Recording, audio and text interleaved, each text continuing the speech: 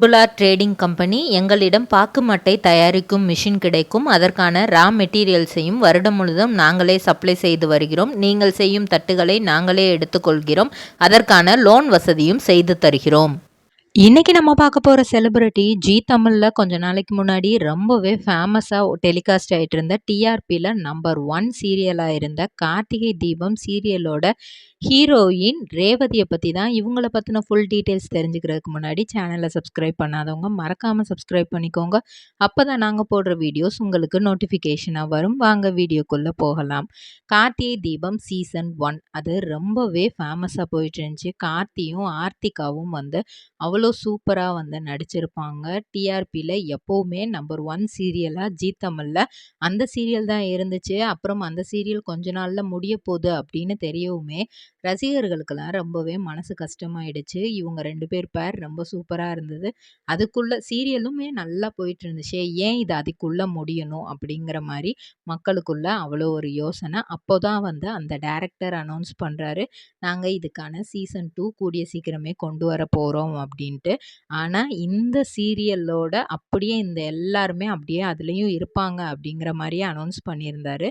அதே மாதிரி கார்த்திகை தீபம் சீசன் 2 வந்து வந்துச்சு. அதில் பார்த்தோன்னா நம்ம ஹீரோயின் ஆர்த்திகா வந்து அதில் வரல. மக்களுக்கு எல்லாருக்குமே வந்து பெரிய பெரிய டிசப்பாயின்மெண்ட். ஏன்னா எல்லாருமே அந்த சீரியலில் இருக்கிற பாதி பேத்துக்கு மேலே இந்த சீரியலில் அப்படியே இருந்தாங்க அந்த சீசன் 2ல். ஆனால் வந்து ஆர்த்திகா மட்டும் இல்லை. அதுக்கு காரணம் வந்து இதில் வந்து பயங்கர நெருக்கமான சீன்ஸ் எல்லாம் வருது. எனக்கு ரீசெண்ட்ல தான் மேரேஜ் ஆச்சு. ஸோ வந்து என்னால் இதில் நடிக்க முடியாது அப்படிங்கிற மாதிரி வந்து அவங்க ஃபஸ்ட்டு சீசனோட ஒரு எண்ட் அப்பயே வந்து சொல்லிட்டாங்களாம். ஸோ அதனால் ஓகே, அவங்களோட மேரேஜ் லைஃப்பை பற்றி அவங்க சொல்லும்போது நம்ம அதில் பெருசாக இது பண்ணக்கூடாதுன்னு சொல்லிட்டு டைரக்டருமே சரி கார்த்தியுமே சரி அவங்க வந்து பெருசாக அதை பற்றி எதுவுமே கேட்டுக்கலையாம். ஸோ செகண்ட் யாரை போட்டால் நல்லாயிருக்கும் அப்படின்னு தேடும்போது தான் இவங்களுக்கு இந்த ரேவதி அப்படிங்கிற ரோல் பண்ணுறவங்களோட இது கிடைக்கிது, ப்ரொஃபைல் கிடைக்கிது. ஸோ ஃபஸ்ட்டு வந்து அந்த டெஸ்ட் எல்லாம் பண்ணுறாங்க. பண்ணி முடிச்சுட்டு பேர் டெஸ்ட் எல்லாம் ஓகே ஆனதுக்கப்புறம் டைரக்டர் வந்து அவங்களே நடிக்கட்டும் அப்படின்னு ஓகே பண்ணிடுறாரு. நம்மளுக்கெல்லாம் இப்போது ரேவதியாக தெரிஞ்ச இவங்களோட உண்மையான பெயர் வைஷ்ணவி. இவங்க 1998ஆம் ஆண்டு மார்ச் மாதம் 29ஆம் தேதி கேரளாவில் இருக்கிற கொல்லத்தில் தான் வந்து பிறந்திருக்கிறாங்க. இவங்க அப்பா பேர் சதீஷ். அவங்க அம்மாவுக்கு வந்து 2 பேர் இருக்கான். ஒரு அவங்களுக்கு சர்டிஃபிகேட்டில் இருக்கிறது வந்து ஷாஷி கலா. ஆனால் வீட்டில் அவங்கள எல்லாருமே வந்து ஆனி ஆனி அப்படின்னு தான் கூப்பிடுவாங்களாம். ஸோ 2 பேர் அவங்களுக்கு வந்து வீட்டில் ஒரு செல்ல பேரும் வச்சு கூப்பிடுவாங்களாம். இவங்களே சம்டைம்ஸ் வைஷ்ணவியை அவங்க அம்மாவை வந்து செல்லம்மா அந்த மாதிரியெல்லாம் கூப்பிடுவாங்களாம்.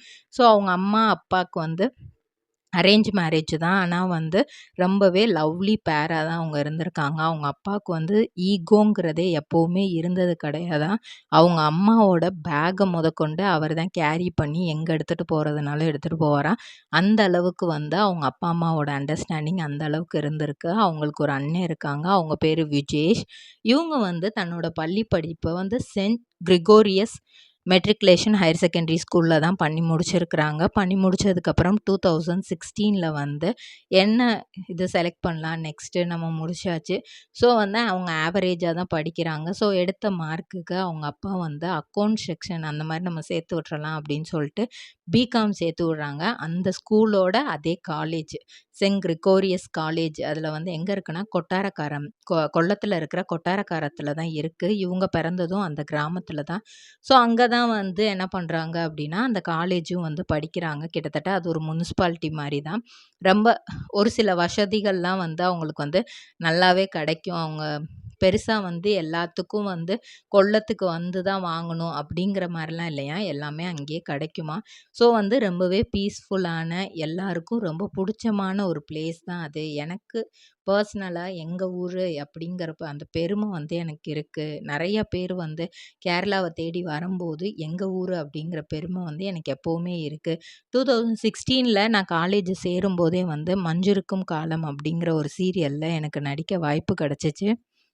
ஸோ அதில் பெஸ்ட்டாக நடித்து கொடுக்கணும் அப்படிங்கிற மாதிரி முடிவு எடுக்கிறாங்க. ஏன்னா இவங்க வந்து 7 வயசு இருக்கும்போதே வந்து இவங்களுக்கு வந்து மோகன்லாலோட நடிக்க வாய்ப்பு கிடச்சிருக்கு. ஸோ சைல்டு ஆர்டிஸ்ட்டாகவே அப்போவே வந்து நடிச்சிருக்காங்க. ஆனால் வந்து அது பெருசாக வந்து அவங்களாலையும் பயன்படுத்திக்க முடியல. அந்த வயசில் வந்து பெருசாக அவங்களுக்கும் எதுவும் தெரியாதனால வந்து பெருசாக அதில் சின்ன சின்ன ரோல் தான், அது மட்டும் பண்ணி கொடுத்துட்டு வந்து இது பண்ணிட்டாங்க. அப்பயே வந்து அவங்க அப்பாவுக்கு வந்து நம்ம பொண்ணுக்கு வந்து இவங்களோட நடிக்க வாய்ப்பு கிடைக்குது அப்படின்ட்டு ரொம்ப சந்தோஷம். ஆனால் அவங்க அம்மாவுக்கு வந்து அதில் சுத்தமாக பிடிக்கலையா. நீங்கள் ஒரு சின்ன பிள்ளைய நீங்கள் எதுக்கு நீங்கள் சினிமாக்குள்ளே இது பண்ணுறீங்க? ஏன்னா வந்து அவங்களோட ஊர் கொஞ்சம் சின்ன ஊர் தான். அந்த ஊரில் வந்து இந்த சினிமா இதெல்லாம் வந்து அதுவும் சின்ன வயசுலேயே அப்படிங்கும்போது யாருனாலையுமே அதை ஏற்றுக்கிற முடியலை. அவங்க அம்மாவுக்கு வந்து அவ்வளோ கோவம். அதுக்கப்புறம் வந்து அதுக்கடுத்து எதுக்குமே அவங்க அனுப்பவே இல்லை.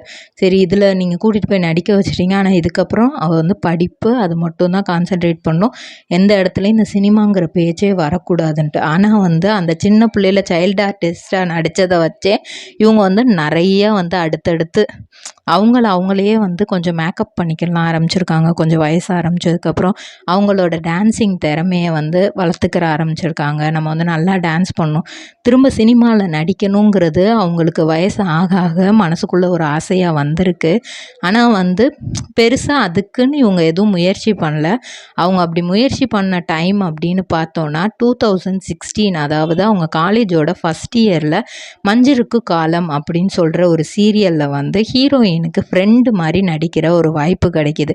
அதில் எப்படியாவது நம்ம நடிக்கணும், ஆனால் வீட்டில் எப்படி கேட்குறது அப்படிங்கும்போது அவங்க அப்பாவை பற்றி பிரச்சனை இல்லை, அவர் சின்னதுலேயே ஒத்துக்கிட்டாரு அப்படின்ட்டு அதே மாதிரி தான் கேஷுவலாக போய் சொல்கிறாங்க. ஆனால் 2 பேருக்குமே வந்து ஷாக்கு தான். ஏன்னா வந்து அவங்க 12லேயும் அந்த அளவுக்கு மார்க்கும் எடுக்கலையா. ஸோ அதனால் அவங்களுக்கு வந்து ரொம்ப கஷ்டமாக இருந்துச்சாம். இப்போவும் திரும்ப சினிமாவில் வர இதுக்கப்புறமாவது நீ படிக்கணும், நீ திரும்ப சினிமாவில் போனேன்னா உன்னோட லைஃப் வந்து ஒரு மாதிரி ஆகிடும், நீ பெருசாக வர முடியாது, எங்களுக்கு அப்புறம் வந்து நீ உனக்குன்னு தனியாக நீ நிற்கணும் அப்படின்னா உனக்கு படிப்பு கண்டிப்பாக தேவை அப்படின்னு சொல்கிறாங்க. அப்போ அவங்க அண்ணா வந்து சொல்கிறாரு, நீ வந்து படி, அதே சமயம் நடிக்கவும் செய். கொஞ்சம் நேரம் படி, கொஞ்சம் நேரம் எப்போல்லாம் வந்து உனக்கு அவங்க கூப்பிட்றாங்களோ அப்போல்லாம் போய் நடிச்சுட்டு மிச்ச டைமில் வந்து நீ படி அப்படிங்கிற மாதிரி சொல்கிறாங்க. ஸோ அவங்களோட பிகாம் கோர்ஸ் வந்து சேர்ந்து ஃபஸ்ட் இயர்லேயே இந்த சீரியலில் அப்பப்போ நடிக்கிறாங்க. அங்கேயும் காலேஜுக்கும் வந்து ரெகுலராக போயிட்டுருக்காங்க. ஒரு சில நாள் தான் அவங்களுக்கு போக முடியாமல் ஆகுது. இருந்தாலும் அவங்க அம்மா வந்து அதுக்கப்புறம் வந்து ஓகே, நம்ம பொண்ணு வந்து அப்போது நடித்ததுக்கு நம்ம கோவப்பட்டோம், இப்போ வந்து இதுதான் அவளுக்கு பிடிச்சிருக்குங்கும்போது நம்ம என்கரேஜ் பண்ணுவோம் அப்படின்னு சொல்லிட்டு அவங்க அம்மா சொல்கிறாங்க. ஆனால் வந்து ஒரே ஒரு கண்டிஷன், நான் வந்து உனக்கு நான் அலோவ் பண்ணுறேன், ஆனால் வந்து நீ நல்லா படிக்கணும், அப்படி மட்டும் படிக்கலான்னு தெரிஞ்சிச்சுன்னா நான் அடுத்தடுத்து நான் வந்து நடிக்க விட மாட்டேங்கிற ஒரு இதை மட்டும் சொல்லிடுறாங்க.